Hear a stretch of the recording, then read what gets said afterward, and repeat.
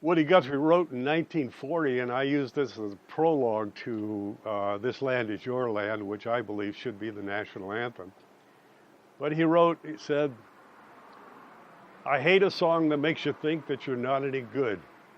I hate a song that makes you think you're just born to lose, bound to lose, because you're no good for nobody and no good for nothing, because you're either too old or too young or too fat or too skinny or too ugly or too this or too that.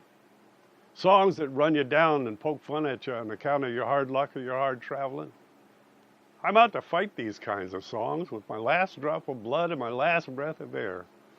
I'm out to sing songs that'll prove to you that this is your world, and if it's knocked you down and rolled you over for a dozen loops, and no matter what color or what size you are, I'm out to sing songs that will make you take pride in yourselves.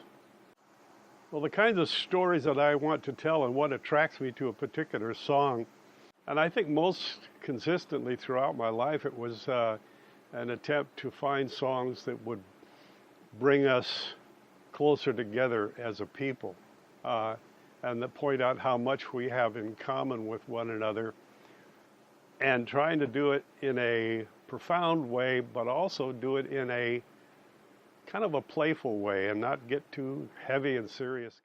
A lot of people get very political, and when they do, they lose their sense of humor.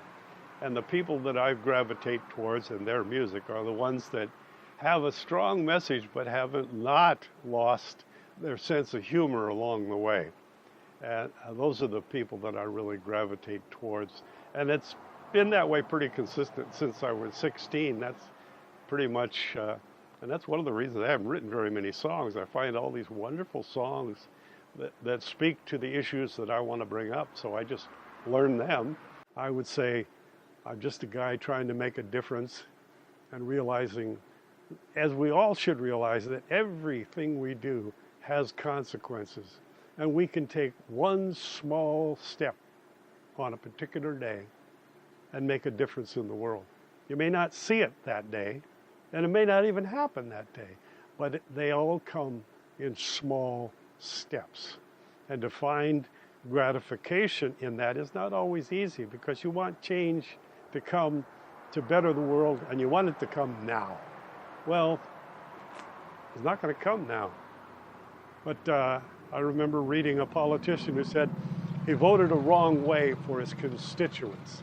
And he knew he would lose the election because he voted his conscience. But he said, I want to be able to look back at this 20 years from now with my grandchildren at my side and be able to say, yes, I lost, but I'm content because I was on the right side of history. And that's all you can hang on to sometimes at the end of the day. Well, at least I believe in my heart I am on the right side of history. Oh, but I'm just really delighted to be invited to come back and do Habitat for Humanity fundraising breakfast again for the second year. I'm 71 years old, and to still be able to do something that's relevant to the community and helps other people, it gives me a reason to live, and I just really love this. And, well, the biggest bonus is you get to meet all these people. I love that. There's wonderful people in this world, and places like this is where you're going to get to meet them. Well, some of us are shaped like cucumbers, some are shaped like pears, some are smooth like dolphins and eels, and some are hairy like bears. But whatever your shape or your texture. I first was interested in music. My mother was a big band singer back in the 30s and 40s. She ended up having 6 kids, so she kind of dropped out of the music scene to raise their family.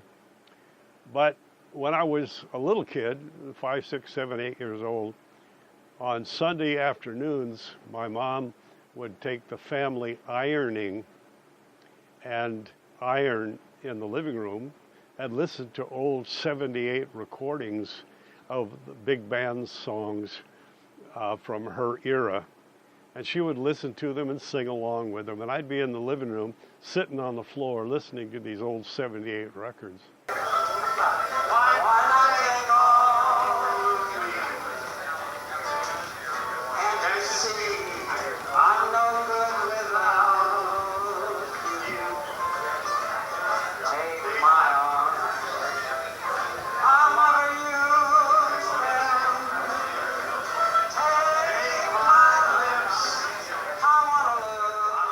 When I was 15, I guess, I wanted a guitar. And my mother got me a guitar for my birthday, and she said later, she said, I think it was the most worthless thing I could ever have bought for him. But I stuck with it and kept on playing and playing and playing and playing.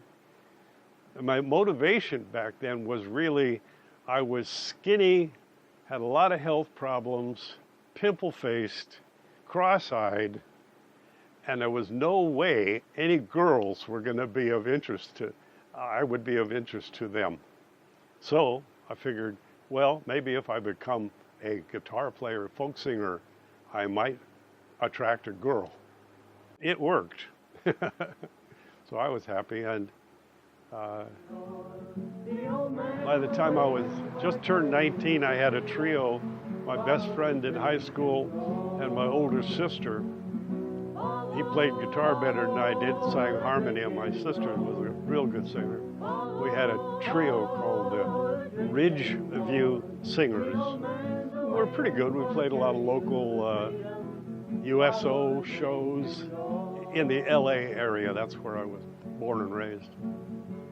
And one time we had a demo made, and we were pretty high on ourselves, and we got the demo into Capitol Records in Hollywood. So they got our demo, and we're going to look at it. But in the meantime, Hollywood Variety had a audition call for new members of a group called the New Christy Minstrels with Larry Sparks. They listened to us, and then they left the room. And then they came back and said, how do you feel about breaking up the group? Well, our Capitol Records audition thing was still in the works. So we told them no. Take all three of us or no. They said, well, sorry, but no. So we turned down the Christy Minstrels, and the next day we got our tape back from Capitol Records saying, very nice, but you sound too much like Peter, Paul, and Mary. Thank you, but no thanks. So our 15 minutes of fame went by real quick. And now I find it comforts me. I've come to love the mystery. The grand design is the we became from you. I'm gonna write words they're gonna knock me off my feet. A lot of kisses and at the bottom, yeah. Well, one of the things I love to do is get people to sing along and realize that through song, in fact, through the singing of the audience, the people singing together does automatically develop unity amongst the people. There's a light in the Vatican window for all the world to see. And a voice cries in the wilderness. Sometimes it speaks to me. And I know I love it most of all. It doesn't even matter what the song is, but the voices of the audience singing together makes a difference in the hearts of those people. And I love doing that. It's great fun.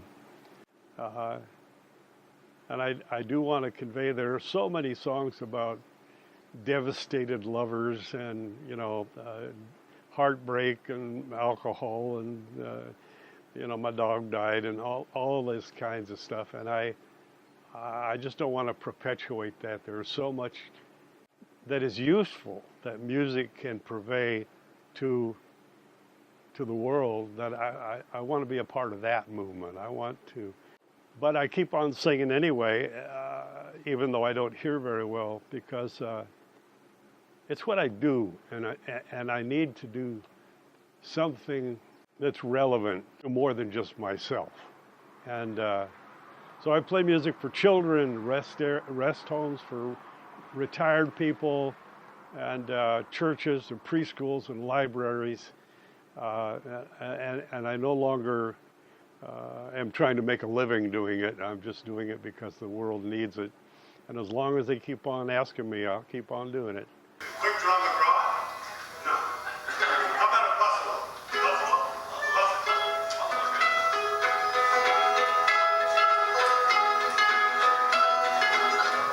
Well, you can't go skating in a buffalo.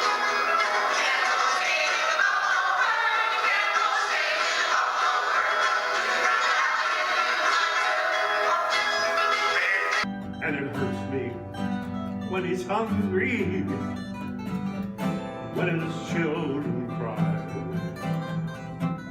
For I too am a father, and this little one is mine. It's about time we begin to turn this world around. It's about time we start to make it the dream we've always known. It's about time we start to live it, the family man. It's about time, it's about changes, and it's about time. Early on, when I was first learning to play the guitar, it was at the time when the Vietnam War was really starting to rage. I lived in a community that was very conservative, and all the churches that I knew of in my community were in favor of the war. Well, from the very beginning, I didn't see why. I didn't like the war. I didn't believe in it, and I wanted to give voice to an opposition to the war. And since I didn't know any other churches that opposed the war, I pretty much gave up on religion, God, Jesus, churches, all of that. Saying if you guys are in favor of this war, I can't go along with you, so I'll just thank you, goodbye, and I'll just go to hell with the rest of my friends.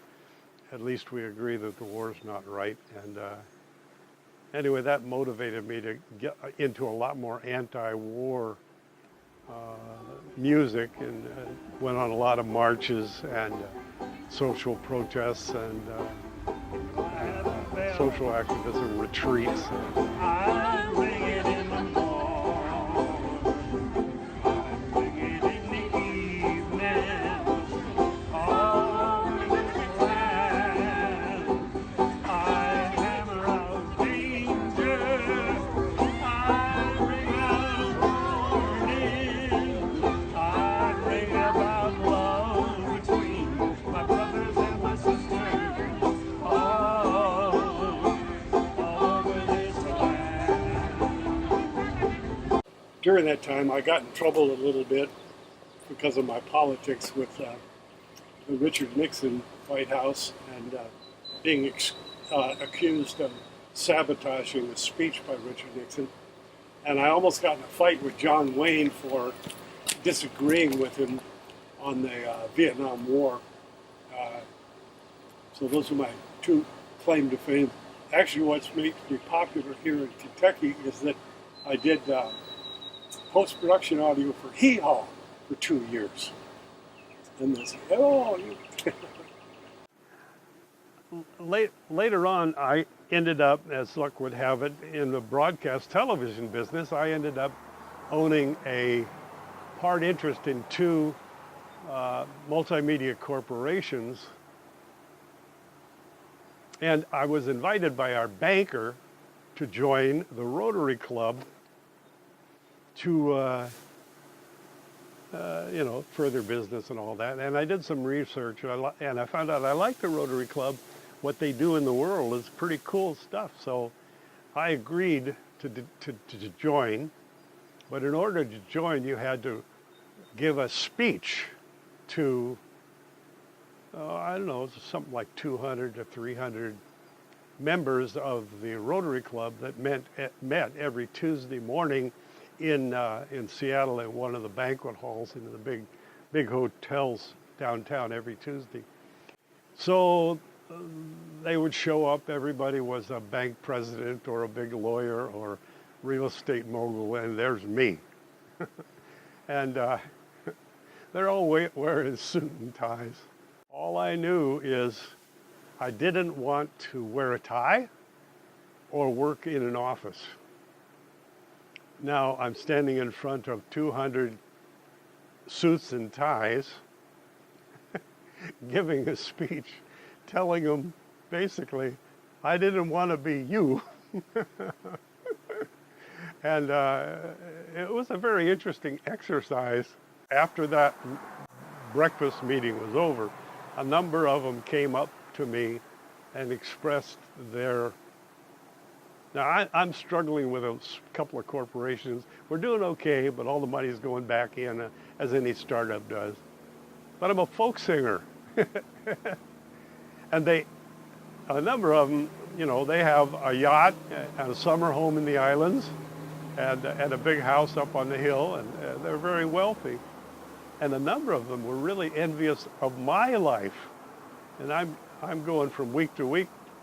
Well, not quite week to week. I'm doing okay, but not like these guys, and they're envious of my life. I thought that was kind of interesting. Andy, you don't even remember who the hell I am, do you? I'm going to let you wonder for a while. So you're going to turn 50. I'm very proud of you for surviving that long in your line of business. I hope the hearing is holding up. And happy birthday, you old fart.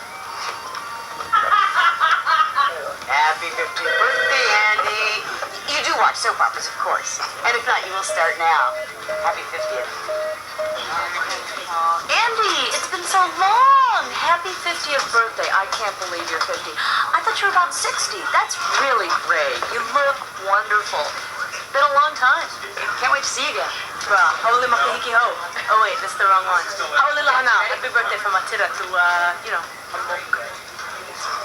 God damn it, I can't find that mic. Where is... Jesus, Oh, Andy! I learned everything I know about audio from you. That explains it. Yeah, I can never find anything on this board. You remember when we first met, Andy? Good 20 years ago? Well, almost 25. And he was good looking. Yeah. Yeah. Single. Yeah. Wildly crazy guy. Wildly crazy guy. Worked in television. He still works in television. Yeah. I guess you still work at TV. That's 1 out of 6. Happy birthday, Andy. Happy birthday, Andy. Hey, Andy, come over here. These guys don't know it's your birthday yet, but I'm gonna tell them. Hey, guess what? It's Andy's 50th birthday. 50th birthday. Happy birthday, Andy. Happy birthday, Andy. But hey, take me to the Olympics with ya. We're all going with ya.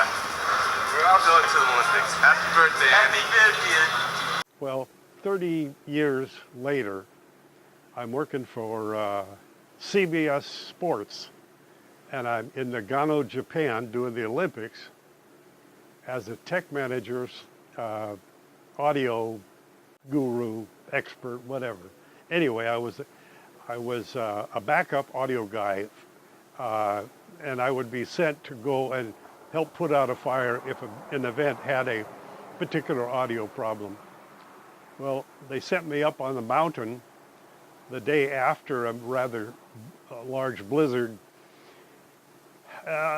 Anyway, they called me, and I got a bundle of papers of what needs to be done up on the mountain so that we can proceed with the downhill racing. And they drive me up. I've got a walkie-talkie, I've got a bundle of papers, and they drive me up in this huge snowmobile. I had a driver, drove me up the mountain, and I get up there, and now I'm standing, I got a walkie-talkie, a bundle of papers, The crew that's going to work with me is going to take the normal chairlift up the mountain and then ski down to where I am, and we'll do the work. Well, I get up there and I walk around, survey what it is we have to do, knowing that the crew is on its way. But then they sound an all clear. The storm has come back. The mountain is closed. No crew is coming. And now I'm up there on a mountaintop in a pending blizzard with a bunch of papers and a walkie-talkie, and thank goodness I had my snowshoes. But when they sounded the all clear, I think, oh great, this is great. The driver for the snowmobile, he's gone back down the mountain. So I'm on this mountain, standing there by myself. And one of the first things I thought about was, well, I told him I didn't want to wear a tie or work in an office. And here I am, 50 years old, standing on a mountaintop in a blizzard in Japan. I made it. And I just laughed. But in television and in music, I've been able to travel a great deal. I've been to lots of I hate to say I've been around the world, but I've been a lot of places in the world. And because of the television and the music, I've gotten to know people in the TV business and politics and music business in a lot of different countries. And so I feel real blessed. I've been able to play music in China, Korea, Japan, all over the United States, Canada. Where else did I go? Russia. St. Petersburg, Russia, a few other places. And so whenever I've gone someplace for a television gig, I always took the guitar or banjo with me, and then I'd get a chance to play for the people in those towns, which I just loved doing. It was a pain taking the guitar with you when you're traveling internationally. But boy, it sure was rewarding to be able to play. Well, in Beijing, I got to play 3 concerts doing John Denver songs to several thousand people at a time. And I got to do one song of his that's my favorite of his, called It's About Time. And I sang it in English, but they printed it out in Chinese. So I'm singing the chorus to the song in English, and they're trying to sing along with me in Chinese. It was so cool. I just like, this is special work, and I'm blessed to be able to do this kind of thing. Stand up in front of 2,000 people and bring them to that. It just was like, whew, doesn't get any better than this. Some appear in more moderate zones, somewhere in between. Wherever you happen to squeeze out, whatever the name of that land, all of us are members of the family of woman and man. Yes, all of us are members. All of us are members of the family of woman and man. Because all of us are members. All of us are members. This theater is an ideal place for playing and listening to fun, folky music, just a guitar and a singer or two. Joshua and Andy Blyth will be playing just that sort of music here in a concert tomorrow night. How long have you guys been a folk singing team? Well, we've been singing together since he was able to talk. He was humming before he could talk, and then when he learned the words, we never practiced virtually, but he's just been with me. Well, he's 8 years old now, and been singing ever since he could talk. Now, you play guitar, and Josh, that's an interesting looking instrument you got in your hand there. You want to tell us a little bit about that? Well, this is a nose flute, and see, this is right here. It's where you put your nose, and then you put your mouth right here. Go. Can you scale? Yeah.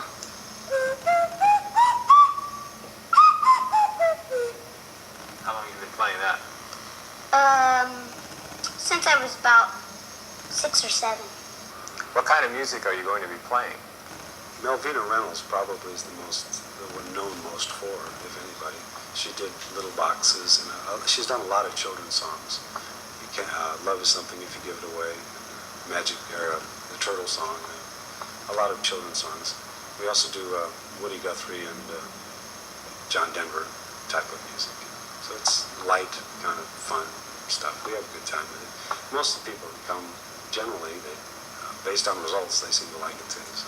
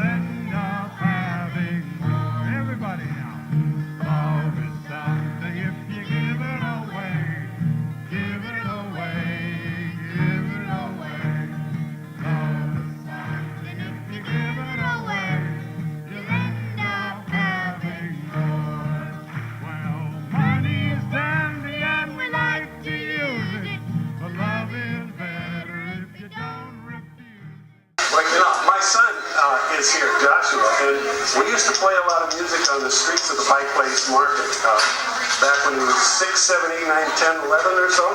And effectively, he's been on strike since 11. He held out, he wanted more money. He said, I want half the money. I said, I do all the driving, I do all the booking, you play the guitar.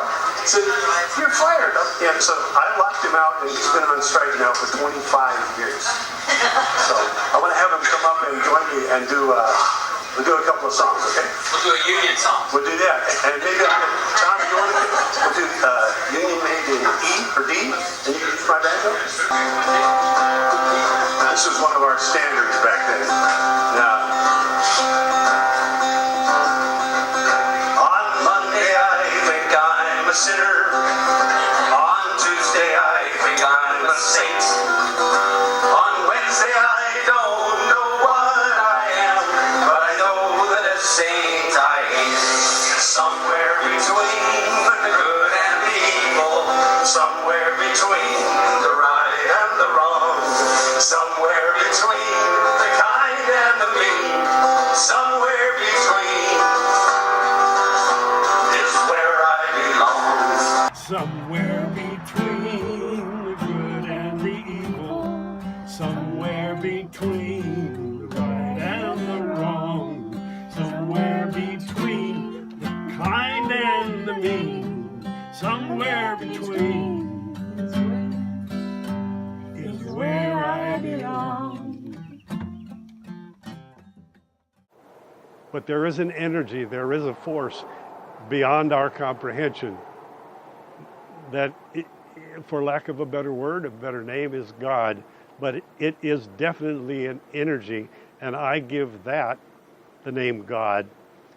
I don't know, about 20 years ago, I did a workshop where I was an assistant, and during a break, one of the participants, I was counseling with her, and I came to a realization that kind of jarred me into a realization of something that is so profoundly simple and grossly overstated in our world, but is absolutely, in my mind, true. And that is, God is love, and love is God. The two words are interchangeable. Anytime you read a passage out of a Bible, drop the word God and put in love, fits just fine. And it's used on birthday cards, Christmas cards. It's just so overused, but it is very profound and it's true to my mind. Love precedes all. And all of the negativity, all of the sorrow, starvation, hunger, homelessness, and all of the negative things in our world are of our human creation. That the essence at the very beginning was love. I mean, it's overused and wrongly used, but I do believe that love and God are interchangeable. And in this world, since we don't know, I don't know anything. As I get older, I know even less, and that's okay with me. But if we don't know, and I believe any really deeply spiritual or religious person, if they're going to be honest with themselves, they're agnostics. Because if they're a true believer, they're pretending to know something they can't possibly really know, except by faith, and that's fine. But recognize that you can't prove it. Prove that you love somebody. Prove love exists. You can't prove that, but it's definitely real. So anyway, I try to stay with that, and my wife is great at that, because I get into this. I got this great political song that's just devastating, and get them. And she doesn't like those kinds of songs. She wants me to point out songs that point out to us that we're all in this together, and it's about time we recognize that and work as a single human family to find a way to make it work.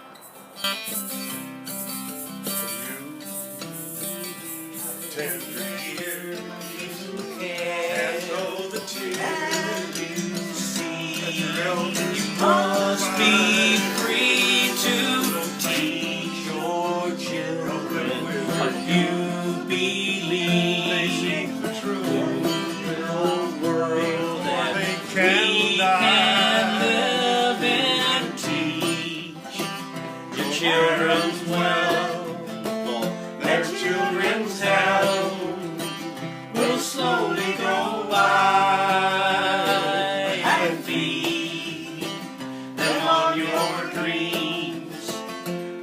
They pick for the one you know by. Don't you ever ask them why, 'cause if they told you, you would cry. Just look at them and sigh. I know they love you.